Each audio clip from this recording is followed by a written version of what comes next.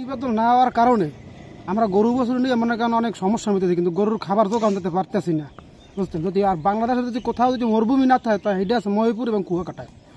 গরুর খাদ্য সংকট মনে করছেন, কি কি কারণ মনে করছেন?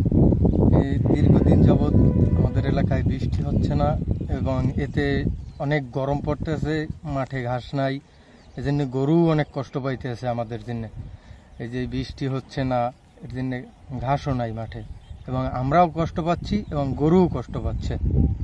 অতিরিক্ত খরা, তারপর বৃষ্টিপাত নাই, পানির সংকট, রোদের তাপমাত্রা অনেক বেশি, এই জন্য মাঠে ঘাস দেওয়াও কিছু আসলে রৌদ্রের তা পুড়ে গেছে, আর খাল বিল সব শুকিয়ে গেছে, গরুর ঠিক মতন পানি খাওয়ানো যায় না। তারপর বিভিন্ন সংকটের ইতে গরু বছর খুব যায় অবস্থা এখন।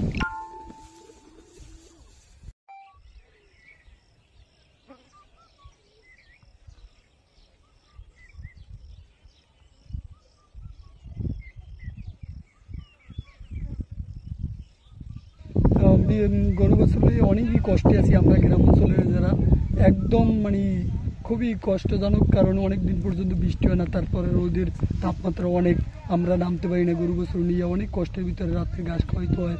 তারপরে গরু বছরে মানে অনেক দিন লবণ পানির কারণে আমাদের এলাকায় অনেক লবণ পানি উঠতেছে, তারপরে মানে এই বৃষ্টি নাই, গরু বছর না হইতে পারি না, এই মিলেই অনেক গরু বছর